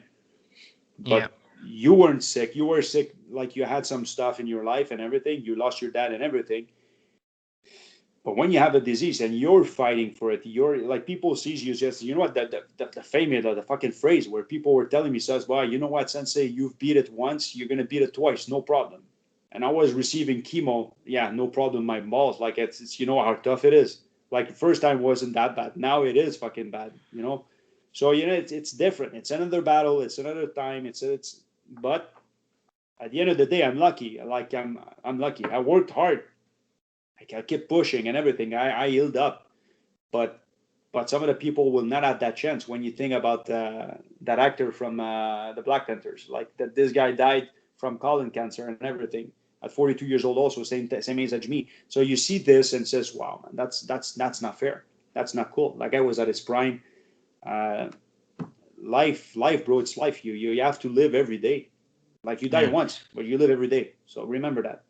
Exactly. It's like the saying goes, when, when Charlie Murphy, who also passed away from cancer, Eddie Murphy's brother. It's a famous quote I keep in my phone always: never take life for granted and never take people for granted, because you never know when it's going to be your last or their last. So that's why, like, I do this podcast. It's not, as mentioned, I mean, take it back again. Like when I had he's like, I'm now my friend already, but he's like the guy that the Moments Management founder, Nima. Like I told Nima, like I said to him, I said, I don't care about likes, I don't care about plays, I don't care about who subscribes to my channel. It's white noise. It's about making a difference with what martial arts can do for people on a global scale. And that's why I do the show. And you know what? Like, yeah, it's like, it's like for me, it's only one way forward, forward. And there's days, you're going to have tough days where you don't want to do it. Like, there were days, like, I remember when I was getting my green belt with what was going on in my head mentally and getting the help finally while trying to do it. It was tough. Like there were days like I wanted to tell Mo, no, I don't want to come, but I kept pushing and I had to. The 4:30, like, and everyone who says to me like, oh, what's it like fighting? Everybody wants to do martial arts because they see it on TV, and then when they do a tournament, they give up right away when they see the training. It's gonna suck. The 4:30 a.m. wake ups, you have to do stair runs, you have two jobs, you have to try to balance, but it makes you a better person, and you understand, you really see like how much we can go through, like like if you put your mind to it, moving forward you're gonna find ways to succeed. Yeah, you can move mountains. I mean, it's you know what, the mental states makes you push harder. Like when you do Kyokushin, like that's basically what Kyushin. It's determination, perseverance, passion. All those words make sense once you really, really, really live it. Like as an orange belt, you don't know that.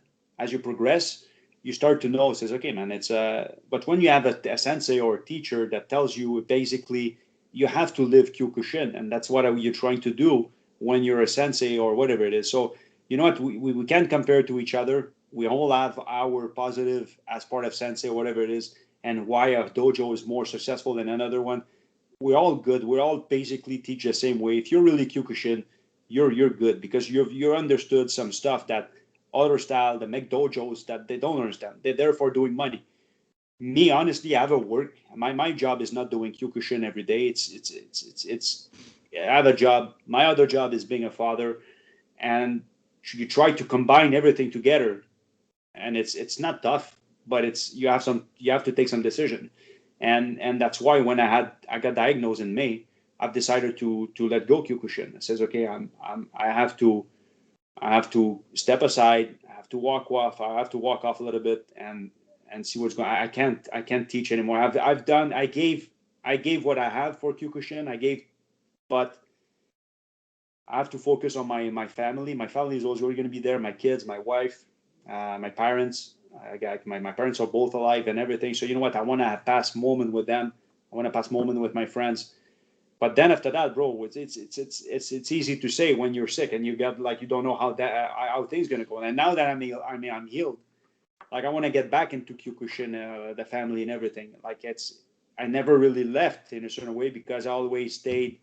But I had to take a step back, and this is why the other person took charge of Shinka and everything. But at the end of the day, we haven't done anything now because of the COVID. So we have Zoom. We're teaching left and right. They're teaching to 5, 6, 10, 12 people, but it's not the same. Me, I like some of the people are saying it's the same. You have no excuse of teaching, but it's hard. It's hard because me, I like the physical, the exchange with people, the passion. It's hard to give passion when you're into Zoom. You know, it's hard to correct someone. It's hard to touch someone. This is what I like about Kyokushin. It's to exchange and to live the sweat, the scream, the passion. So it's hard. I can't wait for it to start to come back. I don't know if I'm going to be able to teach as much as I was doing before. I doubt it, but I'll still be doing Kyokushin because Kyokushin is going to be there for the rest of my life. But to what level, I don't know. But at least it saved my life in a certain way. I'm going to fight it off. I'll still be involved with Kyokushin no matter what. We have a lot of stuff to take care of. When I got sick and everything, we decided to leave the organization. So now we're kind of nomad, a little bit like you are. So we're not affiliated with anyone anymore. So it's a new start. When that COVID's gonna go away, it will eventually. It's gonna be a good start for us, like to really take a step back, like I did. We're gonna take a step back and we're gonna evaluate all the thing, what's good for us, what's not good for us. Do we keep going the same way? What do we do? So I can't wait for COVID to really go away and really, first of all, see my friends, see my family, hug them up and say the people that I've missed and loved for so many times now to really do it. But Kyokushin, the parents and everything, talking about that, because eventually I'm going to talk about the cancer and I'm not going to laugh about it, but I'll try to help people, that's for sure. And, to become a better person. Look, first time I got cancer, I was a pain in the ass before. It turned out that I was a better person after cancer. So now I'm getting a second cancer now. So it's the version 3.0, like Mark 3.0 already. So you learn when you're sick, you learn about yourself a little bit more. So this is how you get to see life, bro. It's you have to adapt. I mean, you're sick. Okay, good. You're alive. Become someone better. Do something even better. So that's what I'll try to do. I'll try to stay positive and help people out. And like you said, if you feel something's wrong, something off, you have a lump, you have this, you feel, go see someone, consult. Like don't wait. It could go fast. Exactly. Yeah, no, it's just crazy. So now that it's a new chapter, well, it's not even like it's over. Like I feel like you have more to give, even more, even though it's going to be in a different kind of capacity. But when things open up, like what do you think the expectation is like for you and in Kyokushin? What do you think your expectation will be like in terms of, is it going to be more indirect or will it be direct still to a degree? Look, I believe I've done a lot. I've been doing it for 20 years now. So you know what? I want it to be eventually. I want it to be a Shihan or whatever it is. But you know what? Those things right now, it's not really important for me anymore. Like a Dan on my belt doesn't mean anything. What matters right now is I'm alive. I'm gonna try to pass on the passion that I have to another person. Look, there's some people that the only like they need guidance. If I can help them out to be and to achieve their true potential to a certain level, I have people that really want to teach, but they don't have the chance to teach because we have like 15 black belts or whatever it is. So you know what? You have to give back to those people. Like when you're a black belt, it's just starting back again. Like you're a white belt that starts over and you're restarting again.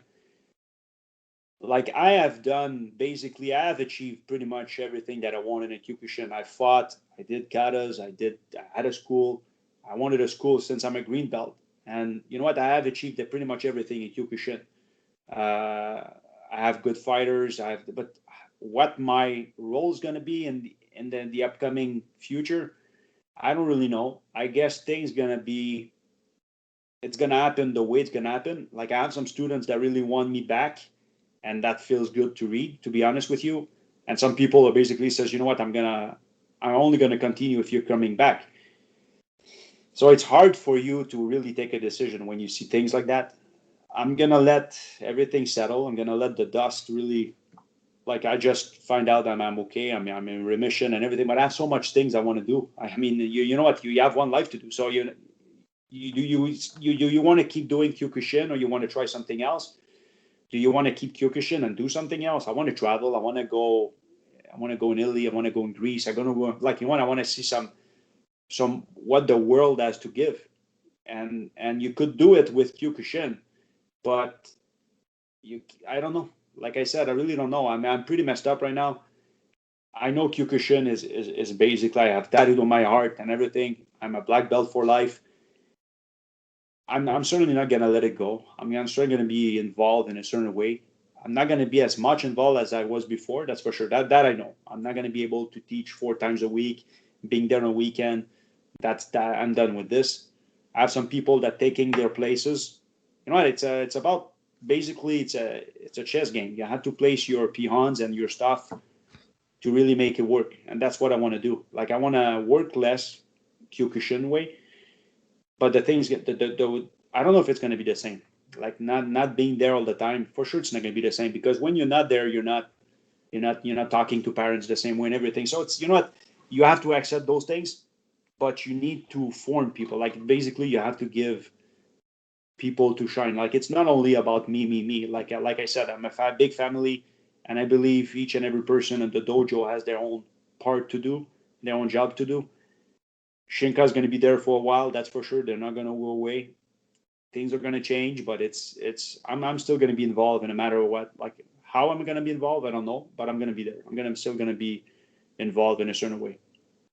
So That's yeah, we're awesome. gonna see each other. I'm gonna see Mo. I'm gonna see Vince. I'm gonna see Russo. I'm gonna see everybody. But you know what? I don't know to what level, but I'll still be there. I'm not going anywhere. Yeah, it's really amazing. Like I really like that attitude, and you've just done such a good job for Quebec Kyokushin, and there's like very, it takes a lot. Like when I talk, there's many Shians who've done a great job, many senseis, but it's like your story from today. I mean, it's like you're up there with like I think you're up there in terms of like the Mount Rushmore, or what's the famous mountain in Quebec, like where like they can put like a Mount Rushmore like of like faces, because you've done so much. It doesn't matter if you're a sensei, senpai, or But you Shian. know It's what? like I don't like the way, like, you know what, I know what I did. I know what I did, because I know there's some egos in Kyokushin Quebec or whatever it is. Like each and every person has a role to do. I mean, for me, I did. It's like you're saying, basically, what for everything you have achieved in Quebec and everything. So you know what? I'm not a type of guy that I'm not a big mouth that goes and.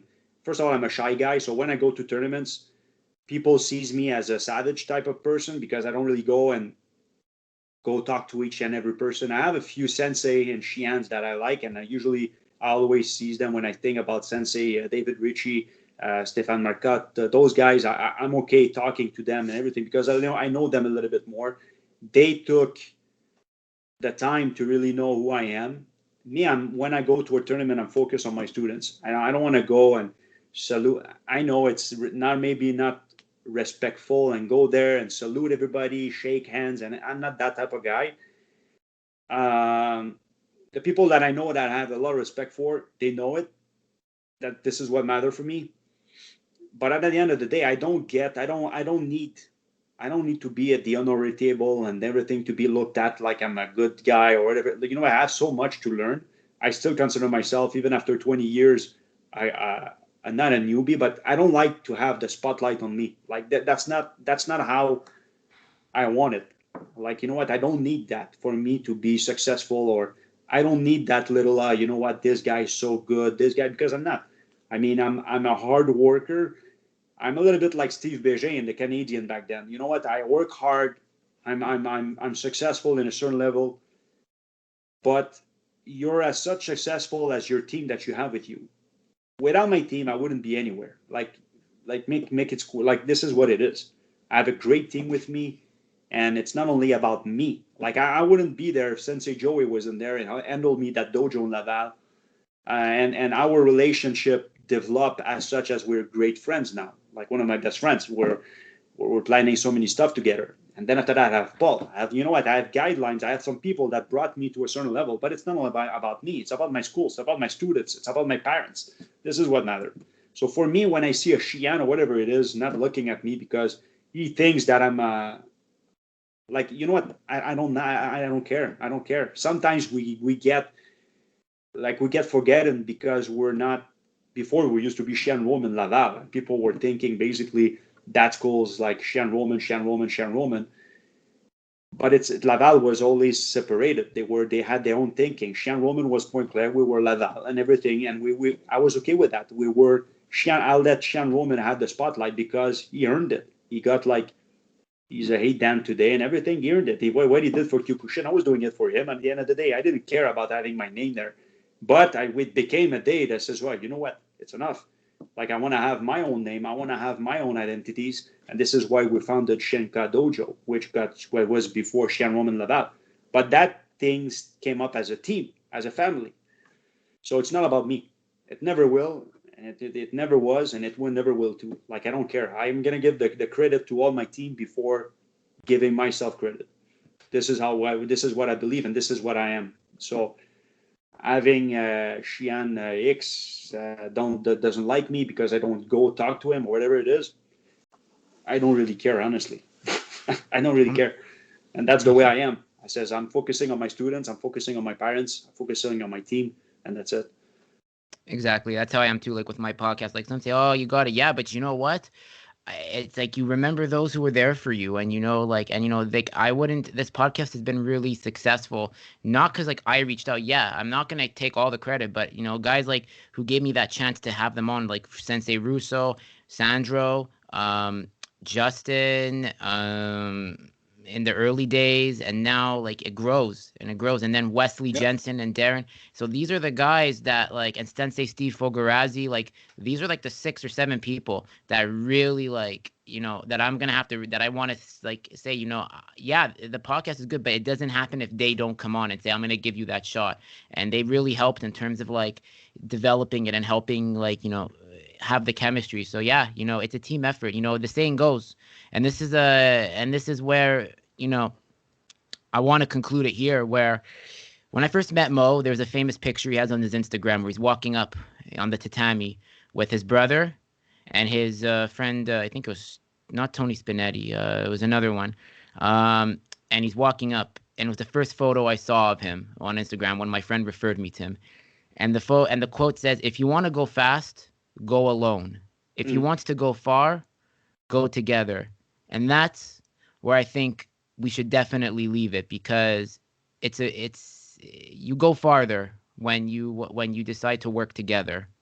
Yeah, that was basically what I was saying to all my students. So this is what it is. I mean, yeah, you're gonna go faster, but eventually you're gonna break your face somewhere. So you know what? Surround yourself with good people. You're gonna go further on. That's for sure. So yeah, Exactly. the best way you can describe it. That's the best way. Where can people find you if they want to connect with you ever, like on social media? Well, I guess the best way to do it, it's on Messenger. You know what? I'm not. That's another part where sometimes I keep Facebook only as my. I usually put only my students in there, like the people I'm surrounding. It's my people, my family, and everything. So don't feel like I don't like you, whatever it is. If you're not like I'm not accepting friendship from another sense or whatever it is. But again, I think Messenger is the fastest way to do it. And then after that, that's it. If we have, you know what, you're you're being friend with someone, especially when you're a sensei or shian from an organization, because you want them to go to a tournament or something like that. But I can count on my hand people that call me or text me or, hey, how are you?